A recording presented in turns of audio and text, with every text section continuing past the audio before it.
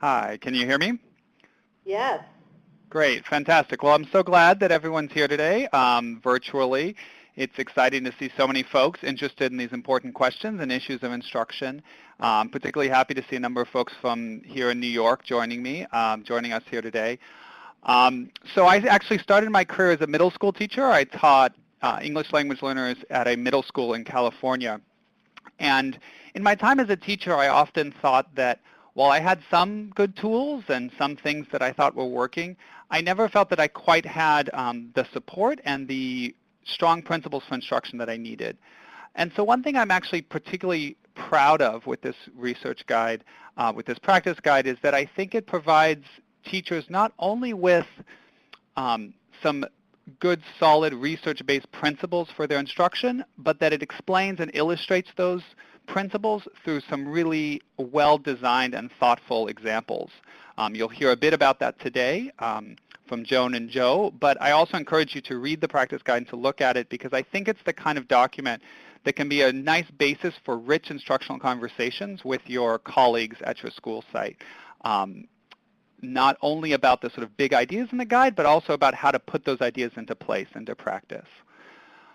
So the first thing I just want to do is acknowledge that this practice guide is sort of a labor of love over several years by a team of folks. So we had 6 researchers based in universities, 2 active educators based in school districts, and then the support from the Instructional Research Group team. I also want to acknowledge Noni Lasso, who was a member of the Practice Guide panel and who also contributed a great deal to these slides I'm using today. So when we think about English learners, we need to think about a variety of ways in which there are opportunity gaps and a number of systemic and big-scale kinds of challenges that they face in a variety of ways. So when we think about English learners and think about linguistic diversity, we're thinking about the degree to which English learners enter school with underdeveloped English skills, to at least as assessed by assessments, and that sometimes they may have underdeveloped skills in their primary language as well. We also know that students who learn 2 languages and become bilingual have cognitive advantages in a number of ways that we can leverage in instruction, and particularly that they have heightened metalinguistic awareness of the nature of language and strategic abilities to manipulate that.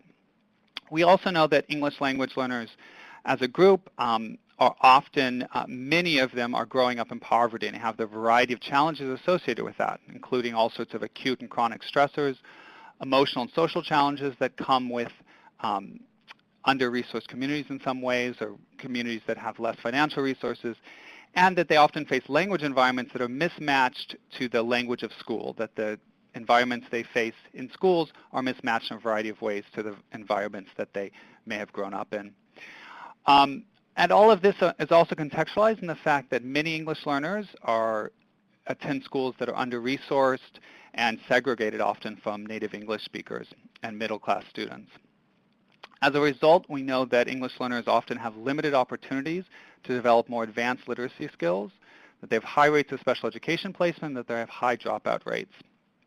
All of this, I think, is just context for thinking about how, as educators, we can best equip our English learner students and our students from all sorts of linguistically and culturally diverse backgrounds to meet and to fulfill their potential.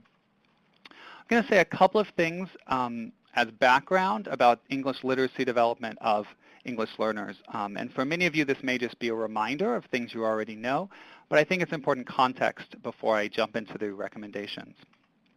So if we ask this question of what is reading, and this seems like a simple question, but it actually ends up being quite complicated, and researchers have studied it for quite a while. If you think about a typical passage, this is sort of a 5th grade passage about high-speed trains, we know that there are a variety of skills that play into reading. There are what we would consider more lower order skills, the basic skills of sounding out words, knowing that the word speed has 5 letters and is one word, but actually is broken up into 4 different sounds. That a word like high, in order to pronounce this word, you need to see its relationship to other words like sigh and thigh, and that these skills, these sort of lower order reading skills, students must not just become accurate at these, but they may need to become fluent and efficient so that by 5th grade or so they can read 115 words correct per minute, for instance. Of course, this is not reading. This is just part of reading because, of course, there's a whole variety of higher order skills that also come into play. So we know that students need to involve rich cognitive strategies to think actively while reading, that students need to be interested and motivated readers, that they need a more complex understanding of language, including vocabulary, relevant background knowledge, and understanding not just the meanings of words, but how those change and are adapted in different contexts. So the example here is the word service, which may not be that challenging to sound out, but to understand which meaning it has in this sentence or in this paragraph is quite complicated. Just as this one example, the word service has 14 different definitions or 14 different meanings. So figuring out which is the correct meaning, which is the appropriate meaning, having a deep understanding of the meanings of the word service is required for reading in a more sophisticated or complex way. One way to think about this is that there are two different problem spaces that play into literacy. So one being those lower ordered skills or code-based skills, in terms of thinking about concepts about print, the ability to manipulate spoken words, word reading, spelling, and then fluency. And that the other problem space, which is more complicated and larger in many ways, involves knowledge and meaning. So understanding concepts about the world, the ability to understand and express complex ideas, sophisticated academic vocabulary, and oral language skills. And that both of these problem spaces contribute to what we understand as literacy in terms of reading and writing skills, as well as the listening and speaking skills that support them. This distinction, I think, is important for thinking about English learners because we know from research that English learners may struggle with the skills around the code and sounding out words fluently and accurately, and that some of them may struggle, but they don't struggle any more than monolinguals do. So a lot of research suggests that this problem space can be a challenge for English learners, but it's not a particular challenge any more than it is for many monolingual speakers. On the other hand, the problem space involved with more higher order language skills and meaning-based skills, many English language learners do struggle with this problem space when they're working in English. We know from quite a bit of research. The other piece to keep in mind is that for English learners, they are facing increased text demands, not only as they move up through the grades, but also with new initiatives like the Common Core or state standards. So for a first grader, reading proficiently means to be able to read a text like this, with quite simple sentences, quite similar to oral language. By 5th grade, students need to read more complicated texts that have more complex sentence structure and organization. By 12th grade, by high school, the text that students must be able to read and understand and make sense of end up looking quite different than oral language. They're quite different than the sort of basic narrative text that students encounter in early grades. So our English learners are faced with not just the challenges of working their second language, but also the challenges of a moving target, that they're trying to reach proficiency, and to be proficient readers, they must gain higher and higher levels with increased grade levels. So with that, I'll turn to the recommendations. And as I said, this is just going to be sort of a quick overview of the recommendations. You can think about it as a little bit of a teaser, maybe, that if I spark your interest or say something that sounds like it's something you'd particularly like to learn about, I'd encourage you to go into the guide and read more about that recommendation, but also take a look at the nice examples of how that recommendation can be put into practice. The first recommendation, which you'll hear a bit more about after I'm finished, focuses on academic vocabulary. And this recommendation talks about an approach to academic vocabulary that's more than just teaching words and definitions, but that's teaching students rich concepts and selecting a small number of words to teach in an intensive way across several days using a variety of activities. So in terms of the elements involved in putting this recommendation into place, and I'll just do this quite briefly, but teachers, educators should think about choosing an engaging, brief, but challenging piece of text that includes academic vocabulary. So one way to think about this is that we want text that students would like to read and are engaged in reading, and that those are organized around ideas that are worth talking about. So to encourage students to use words in rich ways, we need to give them ideas that are worth talking about. So debates, challenges, new controversies that students would be engaged with. In terms of selecting words, the research supports the notion of choosing a small set of words but teaching them in an in-depth way. In terms of the activities, and you'll hear a bit more about some nice examples of this from Joe and Joan in a few minutes, but we need to teach academic vocabulary in depth using multiple modalities, so different types of activities that involve writing, speaking, listening, debating, and so on. We also know from quite a bit of research that because the number of words that students need to learn is much, much more than we could possibly teach directly, we need to teach students word learning strategies that can help equip them so that they can figure out the meanings of words independently when they're reading and listening. The second recommendation focuses on writing instruction. And the idea here is that, the second recommendation focuses on oral and writing instruction and integrating it into content area teaching.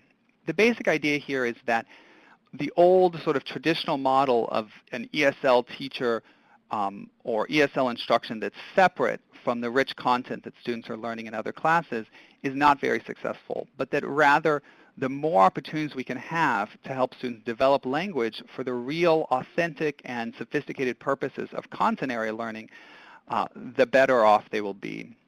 And I think for our teachers in the upper elementary grades, I think this can start certainly very early in kindergarten or first grade, but that as students move up into the upper elementary and middle school grades, this is a bit more challenging, but also a bit more essential.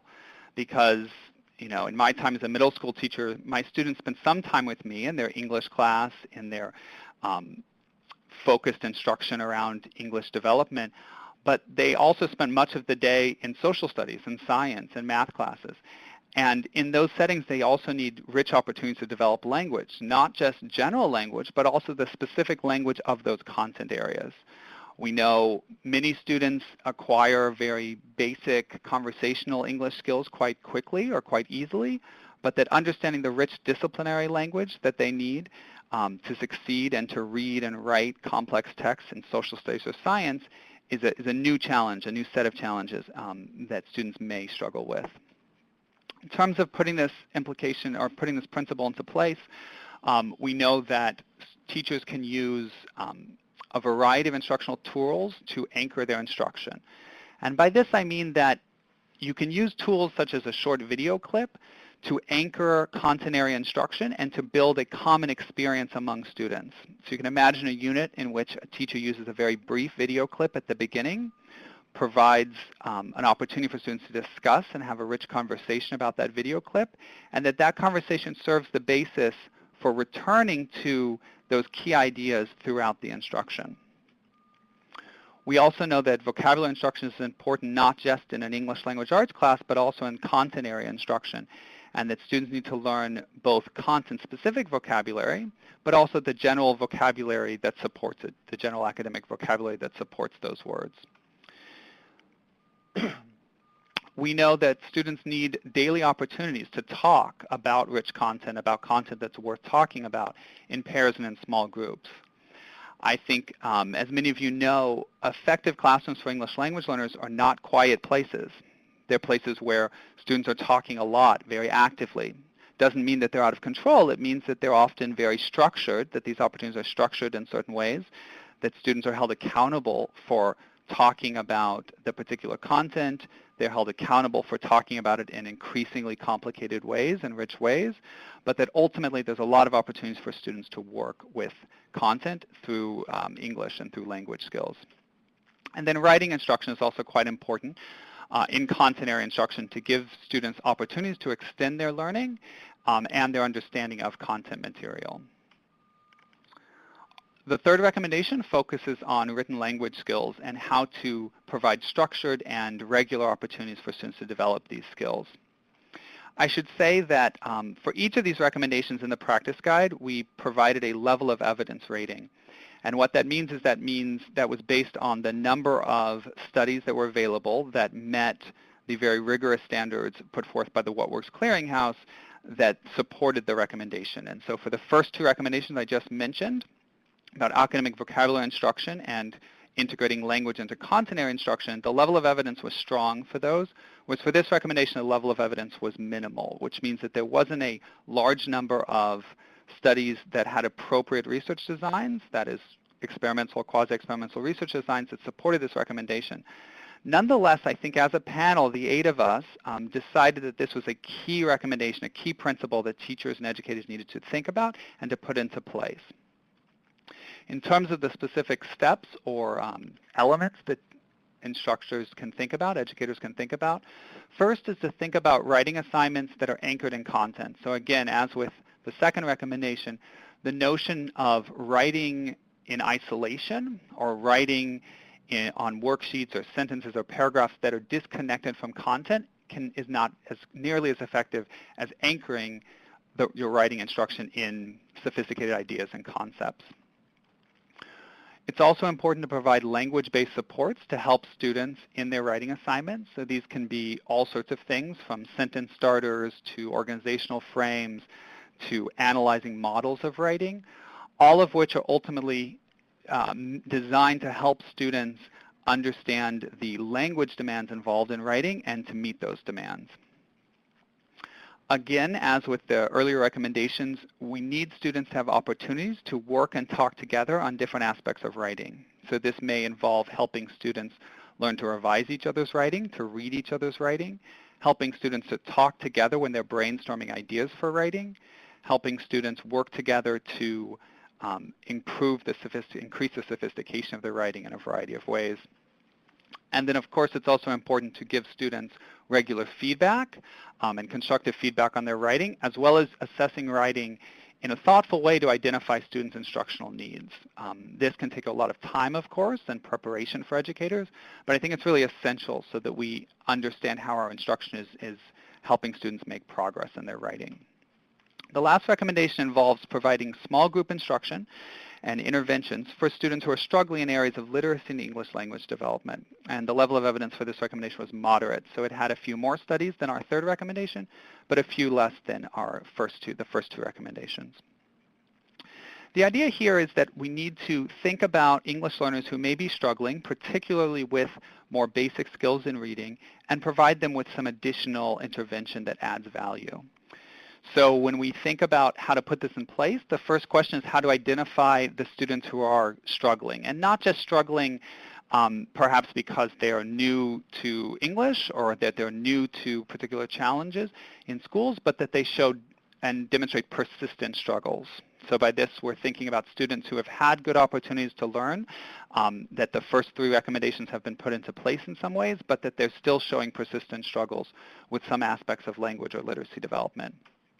For these students, we're providing them with intervention, but differentiating it. And in particular, keeping in mind those 2 problem spaces I mentioned earlier, we need to think about how the intervention for students who struggle with code-based skills, who are still struggling to sound out words accurately and fluently, that's going to look somewhat different than students who are struggling with meaning-based skills. And as I said a bit earlier, we would anticipate that some English learners will struggle with code-based skills, but that it won't be any more proportionate. They won't disproportionately struggle with this. It won't be a huge number of students who are struggling with those basic skills, whereas there may be many more students who are struggling with meaning-based skills. It's also important, even when providing targeted intervention for students with code-based skills, they also need attention to meaning-based skills. So that means that while students may benefit in 2nd or 3rd grade or even older for some targeted short-term instruction in phonics and basic word reading skills, those students will likely also need some instruction on meaning-based skills, in part to make sense of the instruction you're doing in phonics or in word-based skills, code-based skills, but also because we don't want them to lose the opportunities to develop rich vocabulary, rich language skills, and comprehension strategies. And then a final thing to keep in mind when thinking about this intervention is that students need to be grouped in thoughtful and purposeful ways. And so we know from research that short-term homogeneous groups in which students are grouped together based on their particular needs can be useful for code-based skills. But heterogeneous groups are often more useful when supporting meaning-based skills. So in general, we need to think about grouping that is flexible, by which students are not in some permanent group for a long period of time, but also grouping that supports certain kinds of instruction. Just as a sort of to finish up my overview here, I'd like to point out that I think in many ways the recommendations overlap with one another. And so as you think about how to implement some of these ideas, I think you should think about what you're already doing and the ways in which these recommendations overlap with one another. In particular, I think that across all of these recommendations, there's a real focus on academic content and language, that language is not taught abstracted from the ideas and the purposes for using language, and that many of those purposes need to be understanding and working with really complicated and interesting academic content. That as we think about providing this instruction, that we're integrating opportunities for reading, writing, and discussions, rich conversations, but that we're also supporting that with various types of scaffolding and support. That we're providing some explicit instruction in word meanings and word learning strategies, in strategies for writing, and so on, and that we're providing this with varied groupings that are appropriate to our students' needs, and that ultimately can help them reach much higher levels of English proficiency and of academic content knowledge than they might be able to otherwise. So with that, I will turn it overall, open up for questions. Okay, so I see here Linda has put up a great question for me. So I'll just read this if folks don't, yes, I'm not sure if folks can see this, but I can. Do you want to read it, Linda, or do you want me to? Yes, Michael, and thank you so much. That was a wonderful presentation. And I think you kind of addressed this already, but there's been a question posed that how do you prioritize which of the 4 practices should be emphasized first, or do you roll them out, all the practices simultaneously? Yeah, I think that's a great question, and we had some discussions at a couple of other Bridge events recently about this issue. My thinking about this would be that at a particular school site, a team of teachers, and maybe a team of teachers and administrators and support staff, should come together and think about what they're already doing well and what they could prioritize next. I don't think that rolling out all 4 recommendations all at once is necessarily going to work that well, at least although it depends, of course, on the school setting, right? So I don't think any of these recommendations necessarily, I think there's a lot of overlap between them and a lot of things that you can do simultaneously. At the same time, I think that schools need to think about their priorities and need to think about how they can emphasize those pieces of the recommendations that they're not already doing and those pieces that they can prioritize for a given year or a given semester.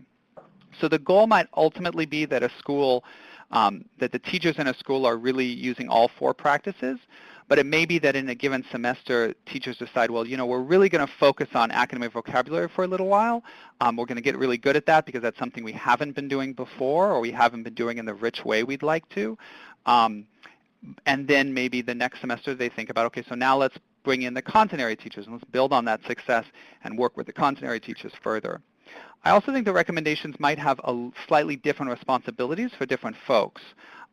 We want responsibility for thinking about English learners to be distributed across the school. So it's not just the ESL teacher's job or not just the bilingual teacher's job, but that all teachers in a school are working on this. And so it might be that the English teachers or the ESL teachers or bilingual teachers are thinking about the academic vocabulary piece in a general way, whereas the content area teachers are really focusing on recommendation 2 and thinking about how to improve their content area instruction, for instance.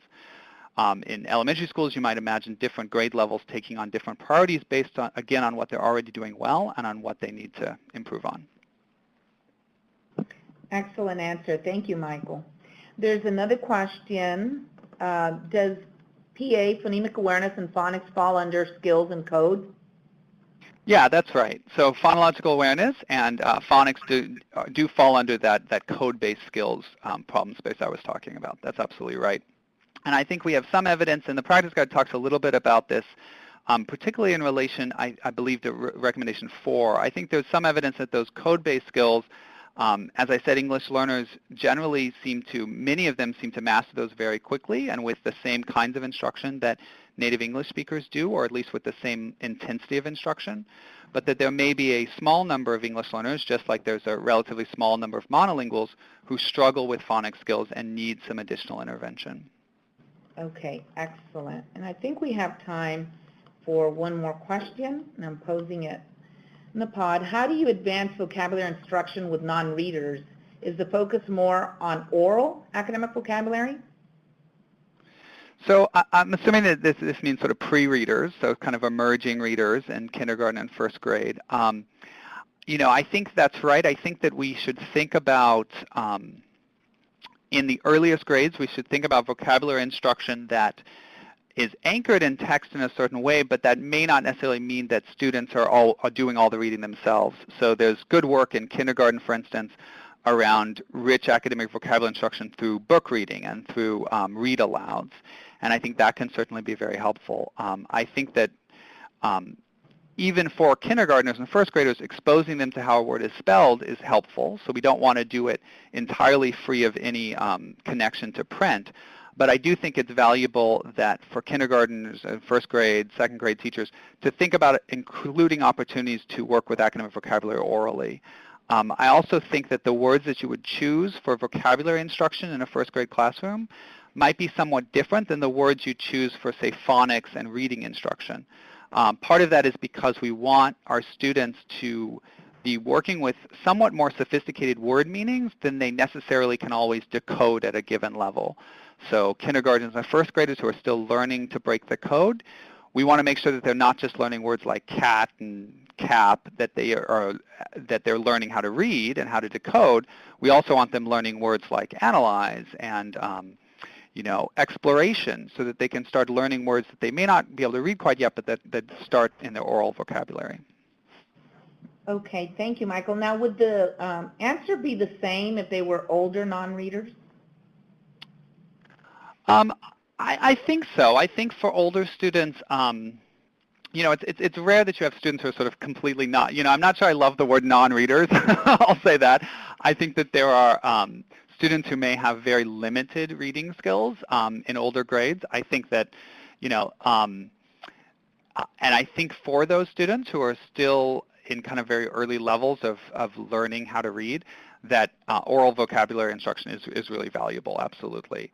I think that at the same time, if you have older students who are struggling to read, you want to balance that time that you're spending on oral academic vocabulary instruction with the kinds of interventions to teach them to read, because we do know that we want to make sure that students have time for both, of course, right? And that for older students, even if they haven't had a lot of educational background or they haven't had a lot of experience where they've been able to learn to read, that there is evidence that they certainly can learn to read, and that older learners can actually do it quicker in some ways, in some settings at least, because they have more sophisticated sort of cognitive skills in general that they can use to figure out the code.